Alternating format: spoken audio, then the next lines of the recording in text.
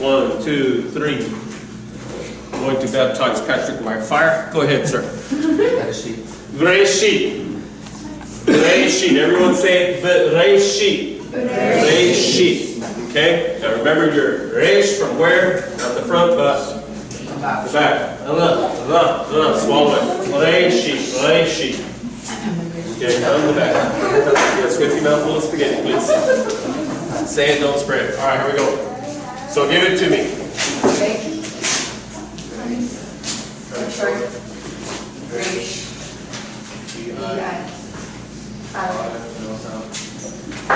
Notice. No vowel.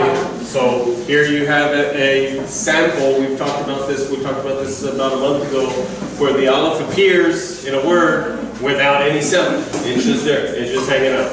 Okay. All right. Next.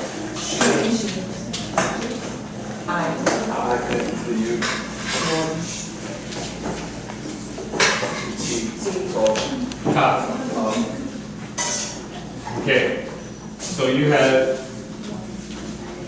now you have the syllable here, which that acts as the comma. And it will look like this. Reshit. And Reshit means in beginning. Okay, not just beginning. Resh is beginning. The B, we'll get to that in just a little bit. Okay, so what we say here is in the beginning. So anybody have a clue as to what this is?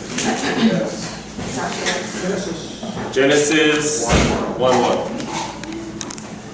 Okay, my blues are already running out. So that's Reshit. Okay? Who's got the second word? Miss Charity? I want to talk about the Bible. Say it again. Bara. Bara. Okay, from the back. Bara. So everyone say bara. Bara. Say it. Bara. Okay? Give it to me. Faith. A. Resh. A. Aleph. And no vowel again. So there's two in a row where you have an aleph and there's no vowel, so there's no sound at the end here. So the ra here at the end takes it. So it would look like this. Bala.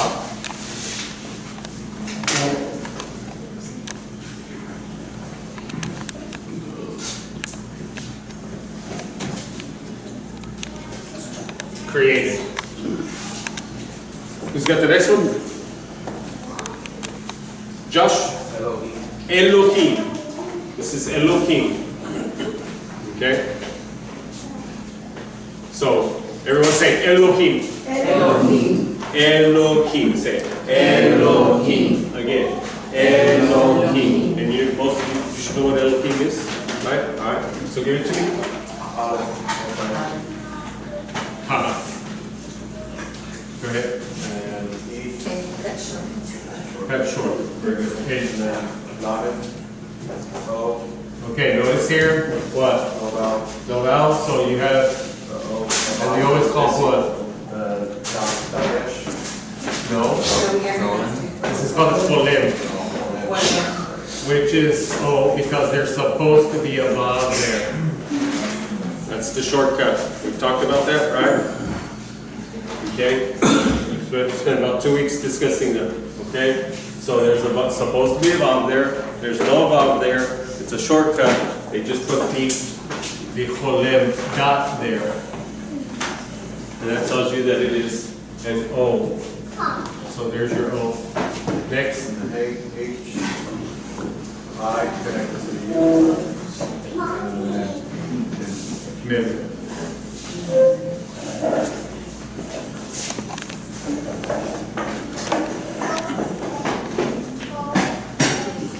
And most of the time you're not going to see the Y in there, they cut that out, okay? But I put it in there because it's there, the Yud. The I connects to the Yud. to elongate the sound of it, Elohim. At the end, Elohim. Or what? Elohim. Elohim. And so you elongate this syllable here. And so Elohim is God. literally, it's in the plural. It can be either. It applies to either the Supreme Being, or if you're worshiping idols, idolatry, and you have many Elohim, you have many gods. Okay? It can also mean, there are times where it is translated as rulers.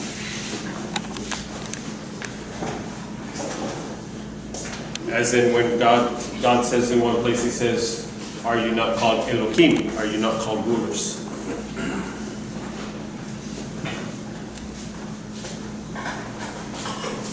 So, when it's speaking as to the one true God, Elohim, it is singular in form.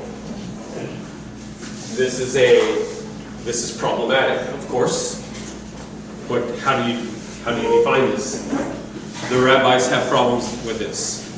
The sages have problems with this. How do you say Elohim? Elohim is a plurality, and yet is only one God. And so,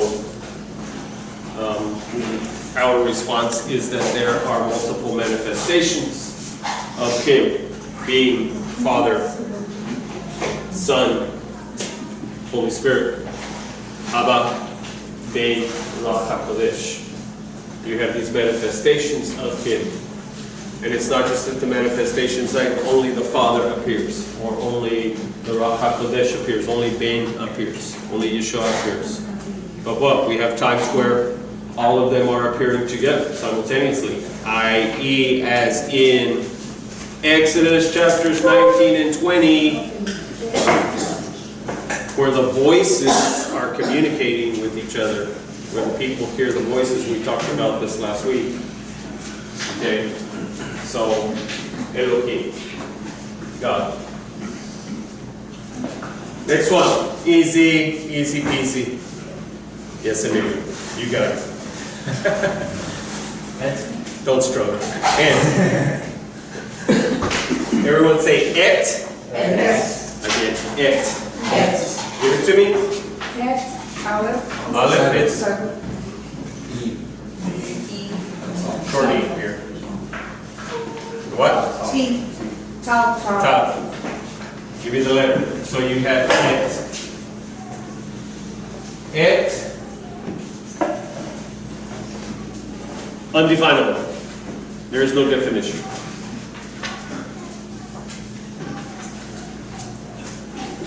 Not even in Hebrew, there's no definition. It means nothing.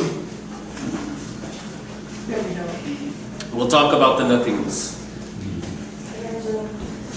In fact, Patrick was in class last week when we were talking about the Tav and the Aleph, because the Tav, as in Teshuvah means return.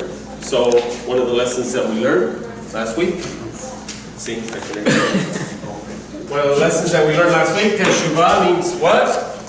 Return. Where? To the beginning. Why? The ending can be found in the beginning. So if you want to know how everything's going to end, look at the beginning. So it's all going to end. Alright, so it. Next one. Cody. Chashamayim. Everyone. Chashamayim. Ha. Right here. Ha. This is first one right here. Ha. Say it. Ha. Because actually you have two words here. They're just smushed together. Alright, so ha. Shamayim. What you do is get all the way from over here. Ha. Everyone. Ha. Shamayim. Okay? Hashamayim. Okay, give it to me.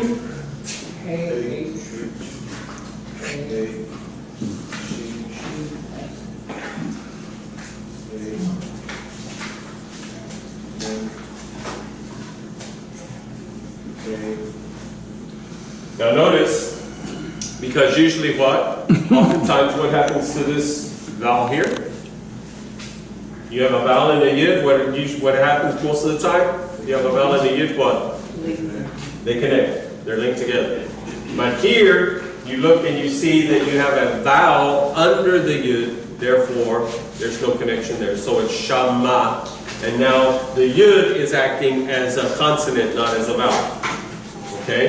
The yud, if you remember, the yud acts like the Y in English, that it can be either a consonant, yellow, or a vowel helper, a vowel partner, as in they, T-H-E-Y. So it does the same thing in Hebrew. As in Elohim here, it's acting as the helper. To the vowel, it extends the vowel sound. E, Elohim. But here, it is acting, because it's got the vowel under it, it's acting as a consonant. So the consonant is what? Yud, Y, I. There's no connection. No connector. Last one. So you have Ha, Sha, Ma, Yim. Hashamayim. And Hashamayim means the heavens. Okay? So Ha, the Shemayim. Now, again, we have a problem because Shemayim is plural. So, saying that it can be heaven or it can be heavens plural.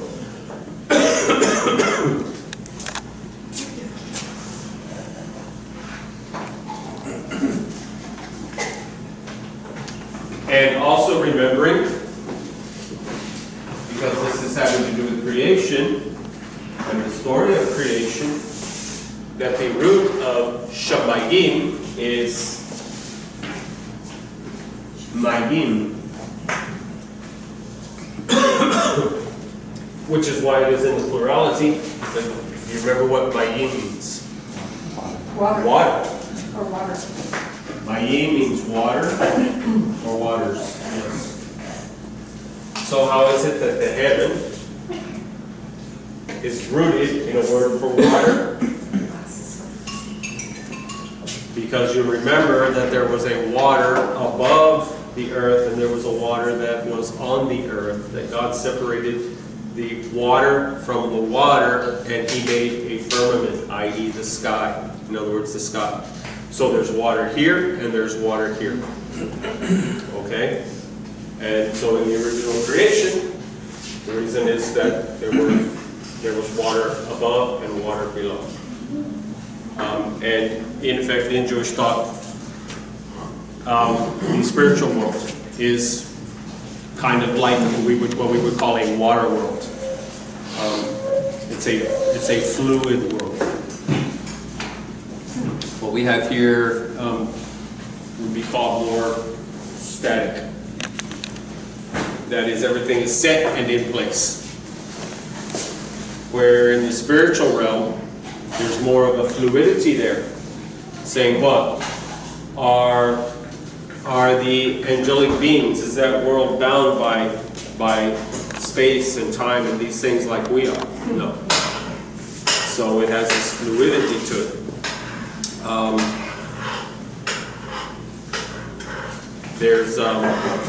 It's okay. There's something else I was going to say.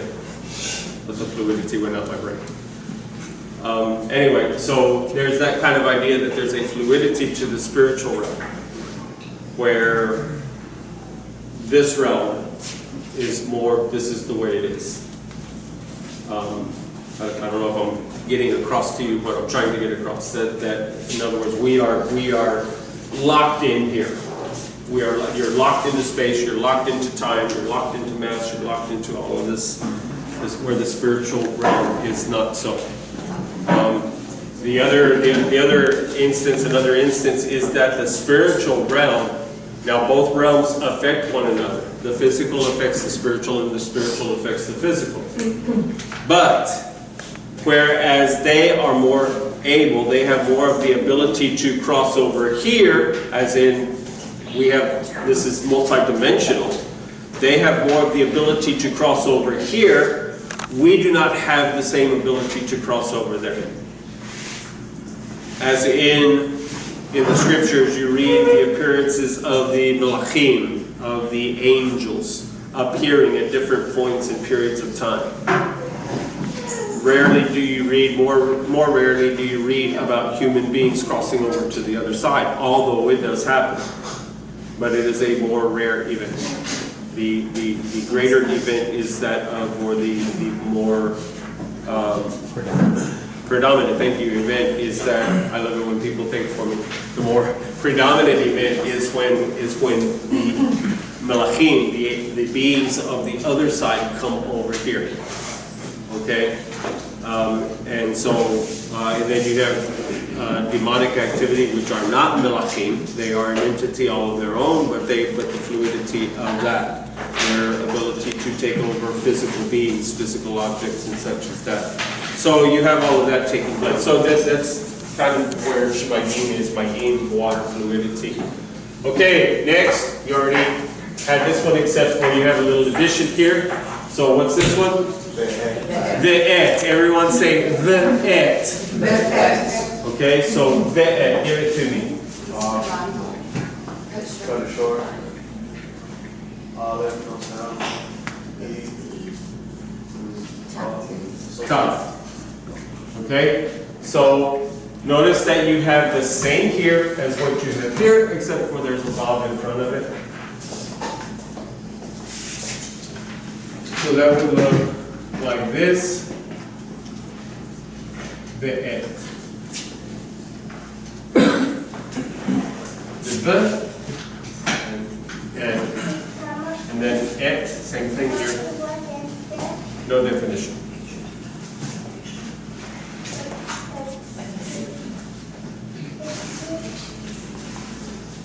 Last word. I'm going to give it to Patrick, our new boy. I'm going to put pressure on. Ha'aretz. Okay? Ha'aretz. Ha'aretz.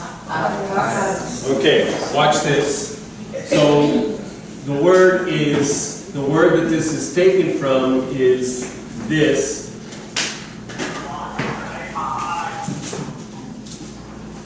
That sounds good. So, can y'all see? Can everybody see this word here? What is this word?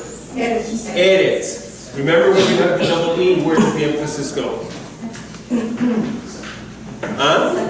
On the first. If you have the two E's, almost always the emphasis will go on the last syllable. But here it goes on the first syllable. If you have a double E, if you have the double syllable, then it goes on the first one. Okay? I think I'm calling it by the right name. I hope so. I forget sometimes too. So the emphasis is here. Eretz. Eretz. Melech. King. Melech. So the emphasis, when you have the double short E, the emphasis will go on the first, almost always will go on the first syllable. Okay? So now you have what? Now you have but take the ha out of it, because you know that ha means the. So now you just have left eretz. Okay. Now they changed it to they changed it to the a. Why? Fluidity. Fluidity. Rather than having to say, rather than trying to get your mouth to say ha eretz. It just comes out easier, haaretz. And actually it's almost one word, haaretz. The only difference is that you have a little push on the a of haaretz, haaretz, haaretz. Okay, so everybody try that, haaretz, haaretz. There's a little choke there. There'll be a little bit of an up on this emphasis on this right here, haaretz, haaretz. Haaretz.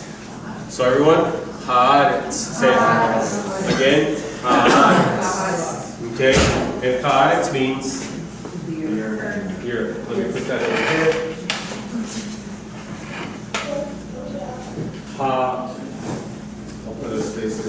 haaretz. So this word is eretz, but because of the ha there, it converts haaretz, just to make it easier to speak, haaretz, but it retains its signature. But the emphasis is still on the first syllable. And haaretz is Here. so eretz is the earth. Eretz means earth. Okay, everybody have all of this.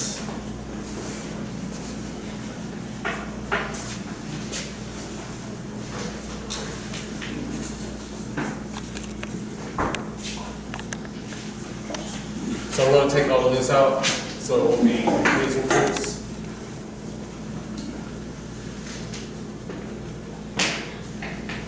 I made a happy face.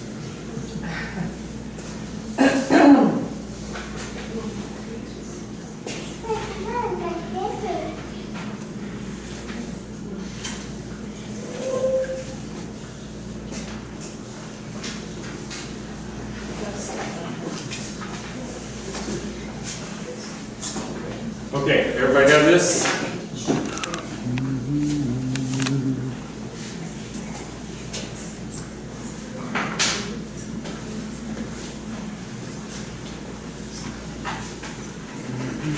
All right, so let's talk sentence structure here a little bit.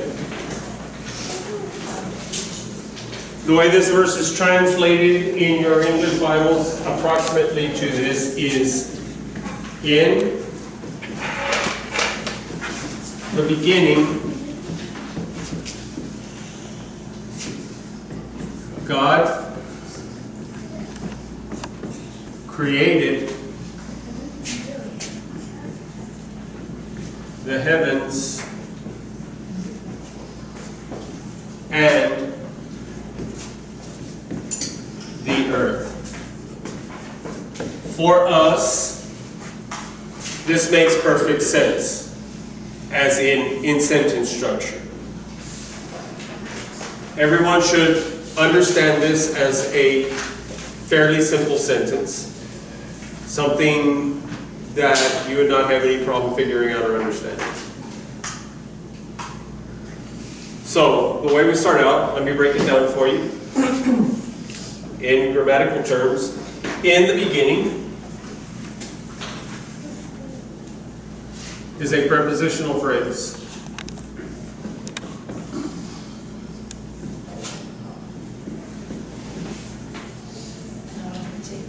In is the preposition.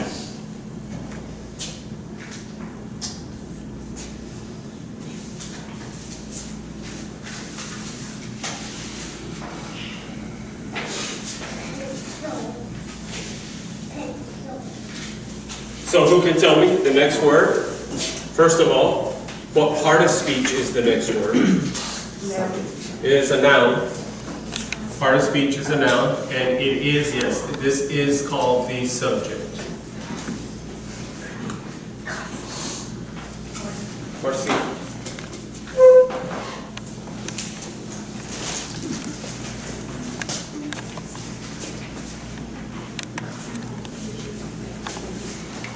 Now, I'm going to do this. This is called the subject, so we're going to draw a line right here. Okay? The reason why we're going to draw a line here is because a sentence in English is broken into two parts. Usually the first part is shorter than the second part. The first part is called the subject. So in effect, the preposition and God, all of this would be considered the subject. The prepositional phrase in the beginning, the prepositional phrase telling us when this event occurred. When. It answers the question when. The subject here is answering the question who. Okay? So that's your subject. The second part of the sentence, those of you who have been here for a while, you'll remember that we've spoken to this. So the second part, well, welcome. How are you doing? In Hebrew we say, how do you say welcome in Hebrew? Baruch haba. Everyone, Baruch haba. And there's Janet back there too. She's from our beginners class too. So we give Patrick a hand. Give Janet. She snuck in on me. I didn't see her over there. We don't give you any trophies or papers or anything like that. Just a little box.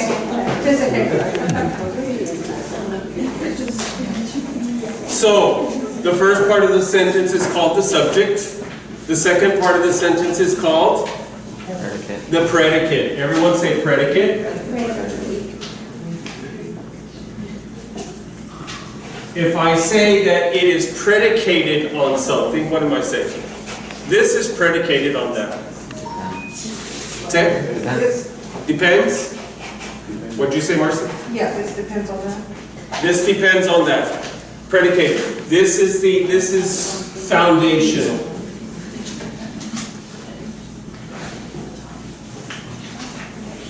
This is predicated on that. This depends on that. Okay? Saying that I know who, but that doesn't really tell me anything. This is what gives me the information. The predicate of the sentence gives me the information. So if I simply say in the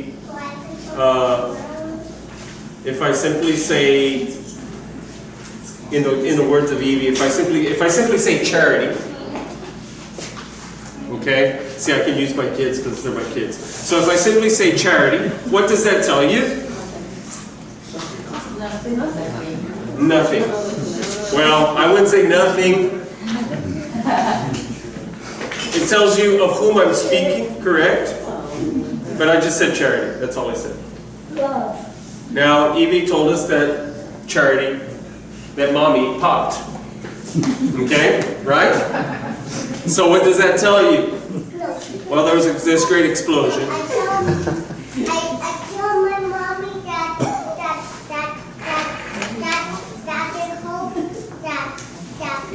my mommy come out the baby. Okay. Popped out. And so now you have even more information. So now what? This tells you everything about this. You see what I'm saying? You have the subject. It's kind of like going to school, right? And you walk into class the first day of school, and so you have the subject, you have the textbook, but what about the textbook? What about the textbook? Does that give you any information? Only if you read it, right? So this is the informational part of the sentence. This is the informational structure. This tells you who or what, and then this gives you all the rest of the information. If you don't have the predicate, if you don't have the depends upon, the foundation, then all you have is the subject. But that doesn't give you much information. So what the predicate does is it gives you the rest of the information. All right, so saying that to say, in the beginning God is the subject. Are you with me? In the beginning God is the subject. That means that the rest of the verse is where? In the predicate. So this is going to be predicate.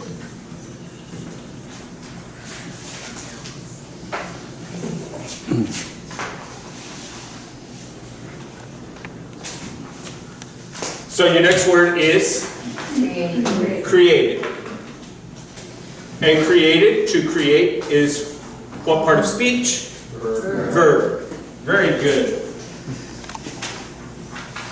And you know that to have a complete sentence, you must have what? Two parts. You must have the subject and a verb. There's a subject-verb relationship. So no matter what else you have in the sentence, you must have these two things in order to have a complete sentence. You must have a subject and you must have a verb.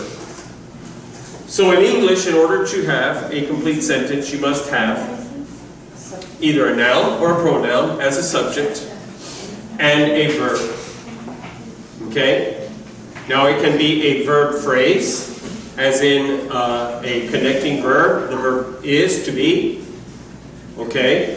And a participle, or something acting on that form, or simply an action verb. Okay? So you can have a passive verb, which is the verb to be, which doesn't tell you anything, there's more information coming. Or you can have an action verb, an active verb, an action verb, a verb that has action to it. Now, so which is the verb? Created. Now this is important. There's a reason why we're doing this, because you need to be able to understand what's going on over here. And the only way you can understand what's going on over here is to kind of understand what's going on here. Okay, so is everybody with me? Yes. So the verb of the sentence is what? Created. The subject is what? God. So say this with me. God created. God created. So there you have the subject and the verb, correct? Yes. Notice that if I simply said God created, have I formed a complete sentence?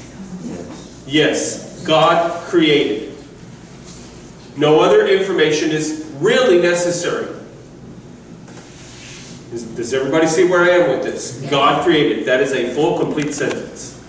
I don't have to say anything else. So anything else that I say only adds to this information. Okay? So the subject-verb relationship. Subject, God, verb, created. That is a complete sentence, which is what we said here. In order to have a complete sentence, you must have a subject and you must have a verb. Okay? Now the next we have a phrase. Okay? The heavens and the earth. Actually, we have a double phrase. This phrase is called a direct object.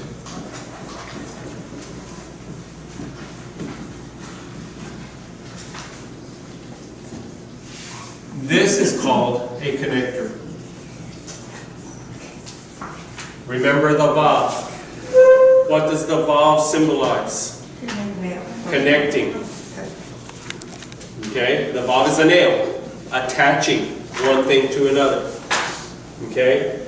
So this is a direct object and this is a direct object with a connector.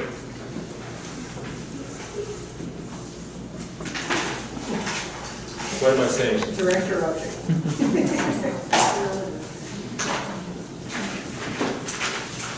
Direct object with a connector. All right. What is a direct object? Well, it is an object. So that tells you it's going to be what? A noun. It must be a noun. It's going to be a noun. That it is direct means a direct object is the recipient of the action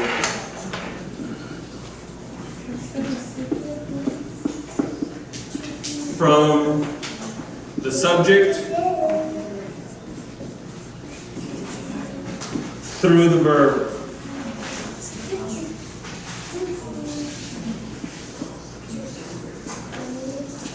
So a direct object is the recipient of the action, saying what? God did to this and to this. They're receiving the heaven and the earth is receiving the action from God. What is the action? Created. Is everybody with me? Everybody understand what we're doing here? So God is the subject. This is what God did. This is what God did it to. So what God does to, that's the direct object. The recipient of the action. So if I say, Charity hit Richard, I have a full sentence. Charity hit, subject verb. Correct? Who did she hit? Richard. Therefore, Richard is the object which received the action from the subject. Okay? I'm putting it to you in very violent and graphic terms so that you understand.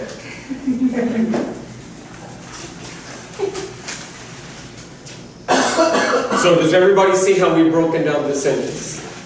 This is the English form. Do I surprise you when I tell you that the Hebrew does not work this way? I was waiting for that. It has all the same parts, but not in the same order. And it becomes problematic. And it becomes this, and the reason why we're doing this tonight is because, what? What do you want to do? Why are you in this class? To learn. To read, write, speak. But simply to read Hebrew for reading's sake, or to be able to understand what you're reading, right? And so we begin to understand what we're reading.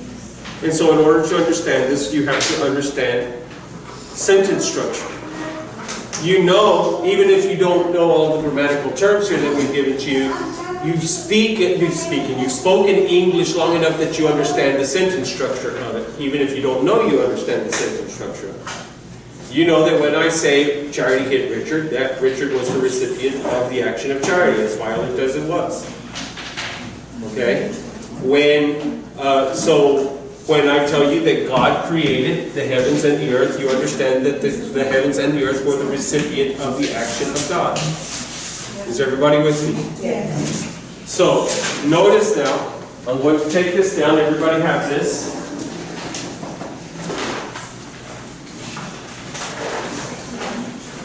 You see what you're getting into here is the actual meat, as in carne, meat, of understanding Hebrew, because you're beginning to understand the sentence structure. You have to understand the sentence structure. So what is the first word that we have here? Breshit. Everyone say Breshit. So, do you remember? I should have left that up. You should have it in your notes. So Breshit means what? In the beginning. Okay, and what did we say? In the beginning is what? In your sentence and your grammar? Prepositional phrase. In the beginning is a prepositional phrase. So this represents all of that. This is your prepositional phrase.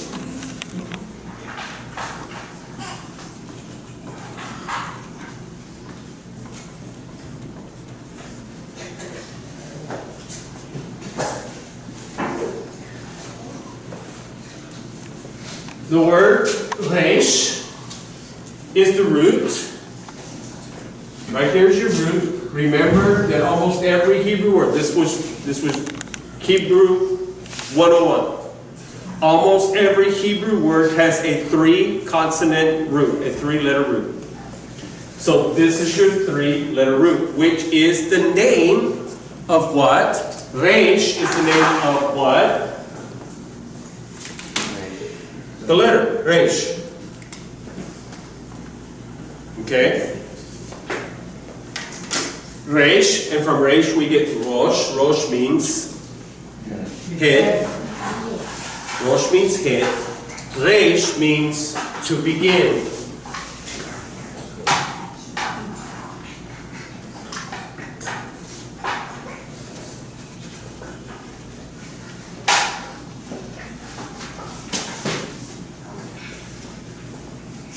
This becomes a passive participle, so begin, to begin would become, let me do it this way, ing.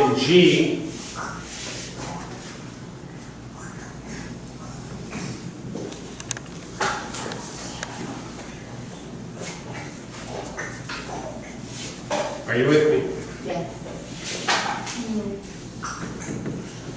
This right here, ing. You have resh, begin, to begin, beginning. So it's becoming the object. This is the object of the preposition. This is your preposition. What did I tell you was the preposition on your sentence, on your English sentence? In. In is the preposition. So the bait. Notice you have this mark here, which tells you what? Stop. Right? Okay? There's no sound. It's just a bump. So it's Bereshit, Bereshit, Bereshit, Bereshit, Bereshit, Bereshit, Bereshit. Okay? I told you this many times. So how do I write this in a transliteration? Comma. Okay? So in a transliteration it looks like this. Bereshit. This is the way you're going to see it written. If you're reading it with English letters. Bereshit. The reason why that comma is there is because there's that little break in between the two consonants. Bereshit. Bereshit. Huh? The apostrophe. The apostrophe. Did I say comma? Well, somebody told me to say comma. You're speaking in my head, but I don't hear you. All right. So this, notice the bait here is a preposition. Is the preposition, what preposition did I tell you it was? In. So this is the preposition in. Just the bait, just the be. Just the be is the preposition in. In English grammar, we would call this a prefix. As in, it is something that is attached to the beginning of the word. Pre meaning before, fixed meaning attached. It is fixed to the word. That is, it is attached to the word. So it is a prefix. And something that is attached to the end of the word? Suffix. Okay? So in Hebrew, you have both prefixes and suffixes, but they do not necessarily work the way prefixes and suffixes work in English. For example, here you have a prefix that is attached to the word, but all it has done is it has added a preposition, making one single word an entire English phrase. You see what I'm saying here? Is everybody with me? Don't go to sleep on me. Stay with me. So you have one letter making an entire phrase. This one letter is a preposition. It has been prefixed onto it. You also have suffixes that do things like if you have cha added to the end of a noun. As in Elohim, we have the word Elohim, right? Right? Stay with me. Okay? Because if you don't stay with me, then we have to go all over this all over again next week. Okay? So you got to stay with me. You have Elohim. Everyone say Elohim. Elohim. Now if I say Elohecha, Elohecha what? Elohim means God. If I say Elohecha, I'm saying Before God. not before God. You're close though. I mean, it's something to... In front of? No. Elohecha. Adonai Elohecha. Ahava Adonai Elohecha. You shall love the Lord, what? Your God. So putting that suffix gives it possession. Your God. If I say Abba, I'm saying what? Abba, Daddy, Dad, Father. Okay. If I add the suffix I'd say, so it would be Aleph, Bet, with the I vowel, Avi. Avi. Close. My father.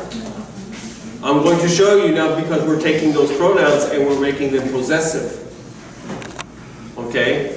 By making them suffixes, we're taking parts of the pronoun that we studied that I gave you last week, and by taking a part of that pronoun and making it a suffix on a noun, you're making it a possessive noun. Avi. Av. And how does that work? It's real simple. Watch this. You remember what the word for I is? I, me, I. Last week I gave it to you. Pronoun. I. Ani. Very good. What is the last part of the word ani? I. Oh, me? This becomes possessive mine. So I would say hava, av. I would say avi. Notice, you took this and you stuck it here, and it makes it mine. My father.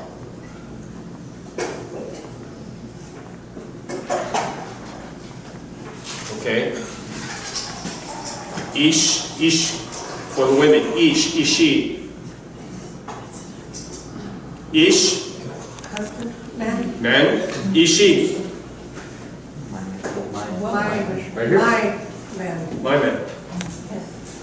For the men, ishati. Okay? Let's see. Chavar. What is it? Chavar. Which would be friend. So chavri, my friend. You see that E on the end of a noun. Ach. Brother. Achi. Brother. My brother. It always is. It's right here. Right here. All you have to do is look right here. Okay? The I added to a noun becomes, come on. The I, say it with me. The I added to a noun becomes mine. So ach, brother. Achi, my brother. Say it. Ach, brother. Achi, my brother. Okay? It works that way with everything. Okay? So what I'm saying, the reason why we're delving into this a little bit is to let you know you've got prefixes and you've got suffixes in Hebrew that are added on just a letter. But that letter's coming from somewhere to make something, not the way you would do it in English. So you have this here in Grace sheet. You have this date here that's just hanging here. With me? Yes. And it's just hanging here because it's a prefix for resh. And the prefix that it is, beit, when it is attached as a prefix. Beit, attached as a prefix, means in or into. Because bayit means what? Bayit means beit, bayit means house. Where do you live? In a house. In a house. So you go in the house. Alright? So the beit has the idea of going in. Okay? So beit as a prefix attached to a word means in or into.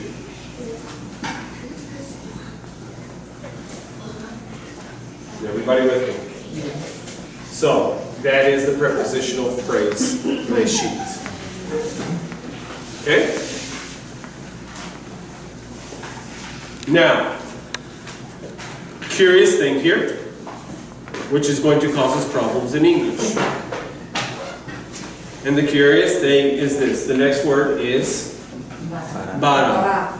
Okay, now in English it says, in the beginning, how does it say? In the beginning what? God. Notice this. What is the word for God? Elohim. Notice that Elohim is over here, Yes. not here. So now you've got a problem. What do you have here? What is this word? Created. Created. Bara. And created is what? A verb. Verb. This is the verb. And this is the problem.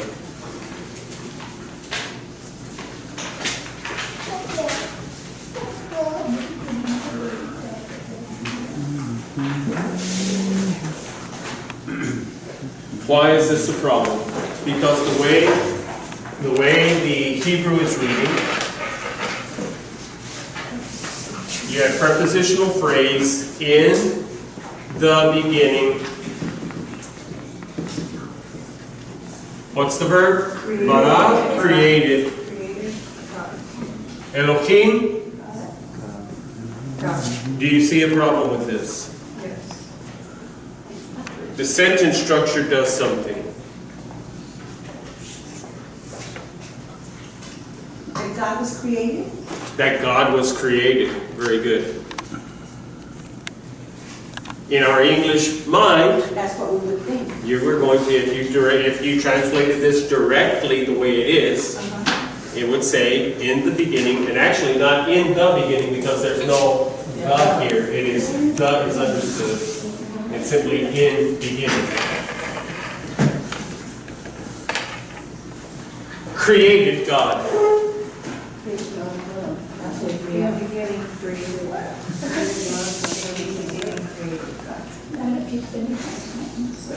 Yes, even in Hebrew, even if you finish the sentence, there's in the beginning created God the heavens and the earth. So it almost sounds like God was receiving. Correct. That is the problem. And it's not just problematic in English. It is also problematic in Hebrew. You have reversed the verb and the subject. And that causes problems for us. Okay? So, rule. The first noun is usually the subject.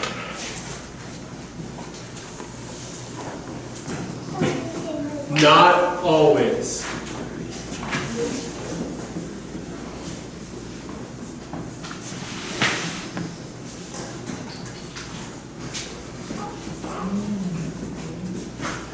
No matter where the verb appears. In Hebrew, the verb can appear at the beginning, as it is here, or at the end, or in the middle. The verb is mobile. It moves. It will most frequently appear as it does here at the beginning. Not always, but this is where it invariably will appear. Particularly in a simple sentence structure such as this.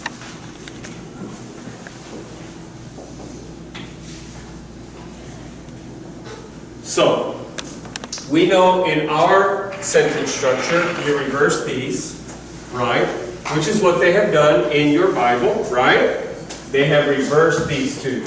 In the beginning, God created. You know who's doing the creating. Whereas in the Hebrew form, it can be confusing. By the way, the rabbis speak to this. It's very important. Notice that this is in the very first verse of Torah, in the very first verse of your Bible. So it's important stuff. Okay, in the beginning, we have what? God created the heavens and the earth. So, if you go back to your English grammar notes that I just gave you concerning this verse, look at what I gave you here. In the beginning, prepositional phrase, correct? Yes. Subject, this is prepositional phrase, subject, verb, what did we say here? Direct object, connector, and direct object. Alright, so, do you need anything to tell you that this is a direct object? Come on. Do you need anything to tell you that this is a direct object?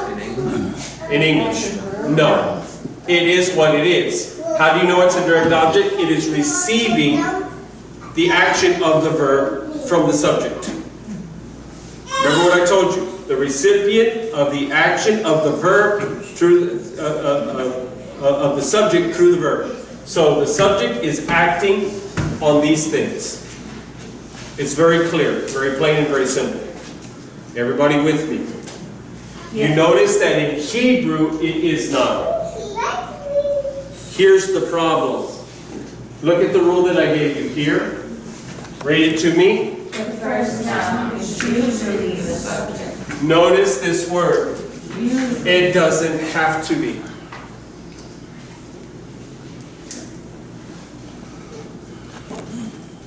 In Hebrew, things get flipped around. The grammar structure is not so set as we have it in English,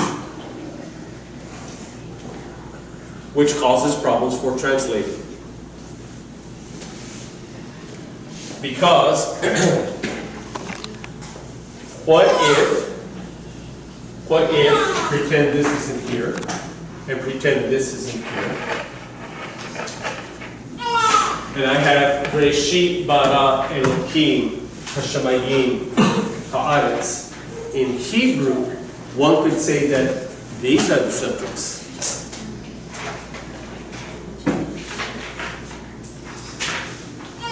This is the verb which appears first, for us out of place. Because things can move around, because things are more fluid in Hebrew, the subject can be moved into from the beginning of the sentence to the end of the sentence. Any one of the nouns could actually be the subject. So we could say in Hebrew, we could be saying that the verse is saying that the heavens and the earth actually created God. Huh? That was the word we're reading about. But in Hebrew, if you're reading, that's what I'm saying. If you're reading the Hebrew the way it's actually written, it could say, it can be saying that the heavens and the earth created God. Because the subject is fluid. You have three nouns there. Which one of them is the subject? Because the verb comes over here. It's not cut and dried like it is in English, where you have the subject almost always must be here, and the verb follows, correct? Come on, this is basic high school English or junior high English, right? Sentence structure. In Hebrew, it's not that way. In Hebrew, everything can get shifted around, and it frequently does. Therefore, if you're not careful about what's going on, you get confused at what's being taught, what's being said. This is why, remember, go back to what the beginning of the translation of this verse here. You have this term and you have this term. Look them up. What did I tell you they were? Direct object indicator. Direct object indicators. This word it, Aleph Tav, I told you it has no definition. I did not say it does not serve a purpose. It serves a great purpose because it puts the sentence into correct perspective. It is not that God was created, which is the way the sentence actually begins to sound. Even in Hebrew, it's not saying that God was created. It's telling you that these two nouns, because it's indicating means what? If you turn on your signal, your indicator, your turn indicator, it's saying what? I'm going to turn. It's pointing to the fact, it's pointing out the fact to the people around you that you're going to turn. So if this is an indicator, it's pointing to this. So what am I saying? A direct object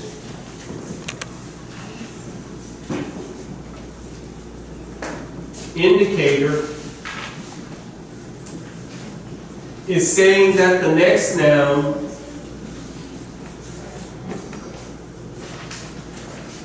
is the direct object.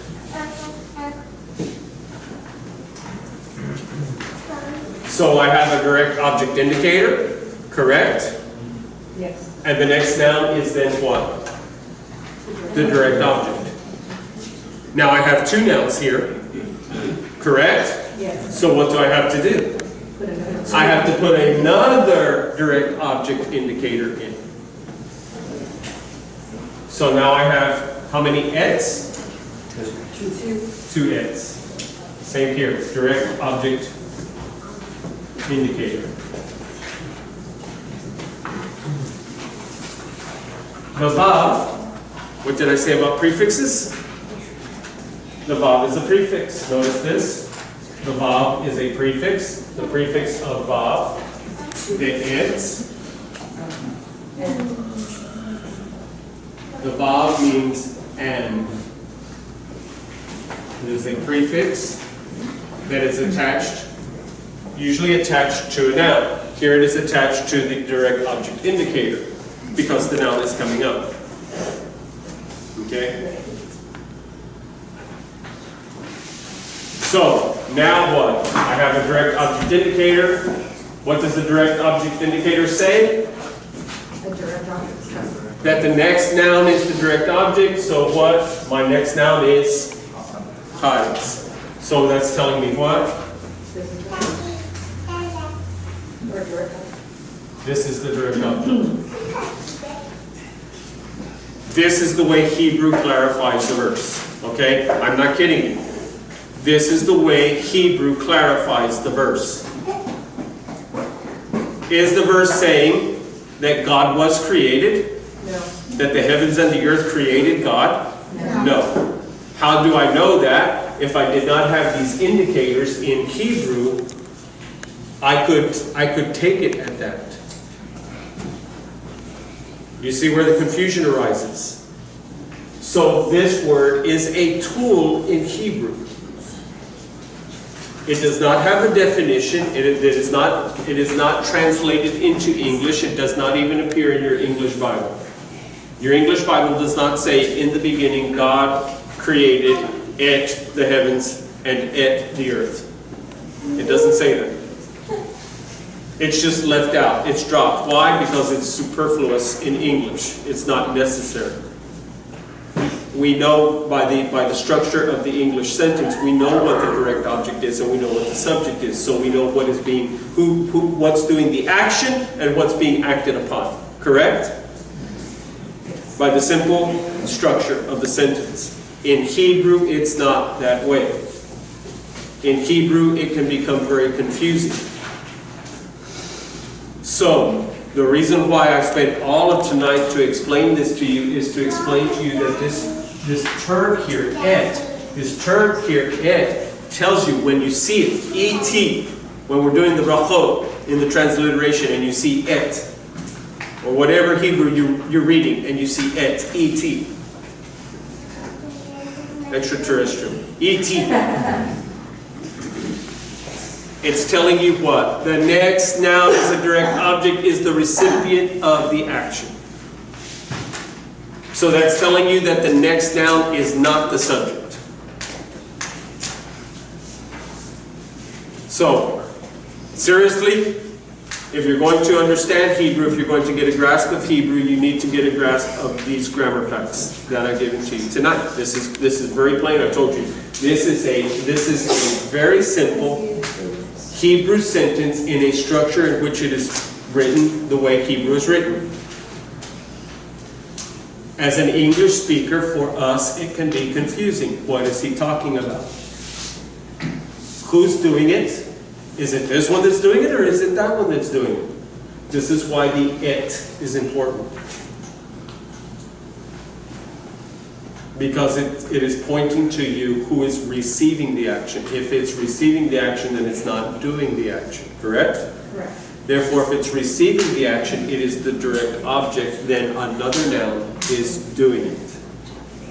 Okay? Everybody got that? Yes.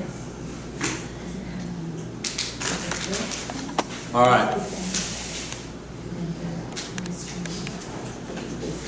Real quick on the pronouns.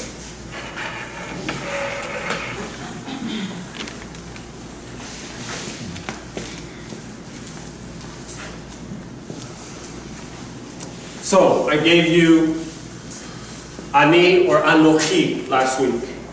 Correct? Yes. You need to go to your last week's notes. Those of you who were here last week, go to your last week's notes. Ani and anochi. Because I can say Breshit bara anochi. No, look at your notes. Anochi, ani or anochi. They both mean the same thing. What does ani mean? I. So anochi means I. Everybody say it. Anochi means I. Remember, I told you, ani is what we are familiar with today, this is what is spoken in modern Hebrew. Anochi is the, it's kind of like the these and thous of Elizabethan English. Remember I said that? It's like the these and thous. But we know what they mean, but they're not, we don't use them today. Anochi very rarely is used today in modern Hebrew. But that is what is almost always used in the Torah. Anochi means I. So, I could take this out, the noun out, and I can replace it with the pronoun. And I could say, V'reshit bara anochi et shemayim ve'et ha'aretz. Which would then say what? Pay attention, people. V'reshit bara anochi. In the beginning, I created I. Okay? If you put it to make sense in English, what? In the beginning, I created. So I stuck a pronoun in there. Right? As in, he says in when he is introducing himself to the children of Israel, and he says, Anochi Adonai Elohim, Elohecha. Anochi, Adonai. Now God, Lord, Adonai is, no, well, yes, but usually just translated as what? Lord, Elohecha, your God. I am the Lord your God. Anochi Adonai Elohecha. This is the beginning of the Ten Commandments. I am the Lord your God who brought you out of the land of Egypt. Anochi Adonai Elohecha. Everyone say it. Anochi Adonai Elohecha. Again. Anochi, I'm sorry, start again. Anochi Adonai Elohecha. So you have the pronoun and the noun there together. You can replace this with Anochi. Okay? Or you could replace it with Ata. What is Ata? You. So I could say Reshit bara Ata, which says what? In the beginning. In the beginning, you created et hashamayim ve'et haaretz. Or I could say Reshit bara hu. He. So I could say Reshit in the beginning, he created. You see how that's working? Yeah. You're putting the pronouns in place of what? The noun. The pronoun takes the place of the noun. Correct? They all work. When we do this, what is this word Elohim? What part of the sentence structure is Elohim? Subject. Therefore, these pronouns are called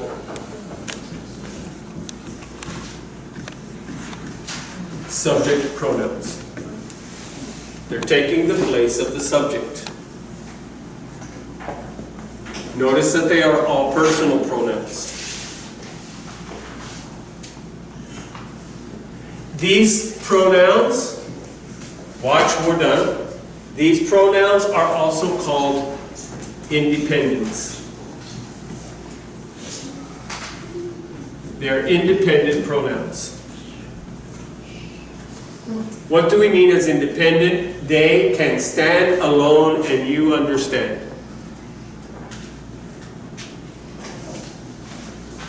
For example, ask me the question, who created? Who created?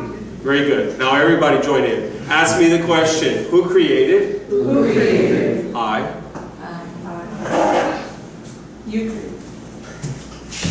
I answered your question with an independent pronoun.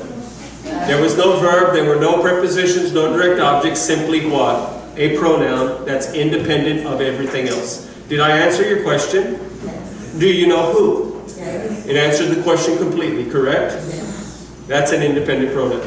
When you use a pronoun as your response, if, ask me, who created? Who created? You. That's all I need to say, correct?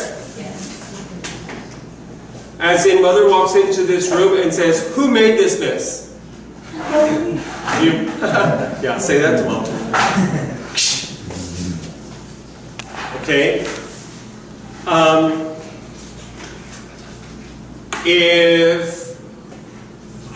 If you walk into the room and you say, who did this? And immediately it says, he. He's answered the question. She. Okay? So you see what I'm saying? So you have subject pronouns. The subject pronoun can be an independent. That is, it doesn't need sentence structure. It answers the question without sentence structure. Now you can use it as a full sentence. I created. Who created? I created. Or you can simply say, I. And I've answered your question. You, he, she, such as that. Okay? Everybody understand? This is dealing with personal pronouns. They, we, all of that. It all works. It all fits in. Okay? So, we're going to continue because there are more forms of pronouns in Hebrew, and we're going to cover those next week. So we'll take 5 minutes and we'll start the trade.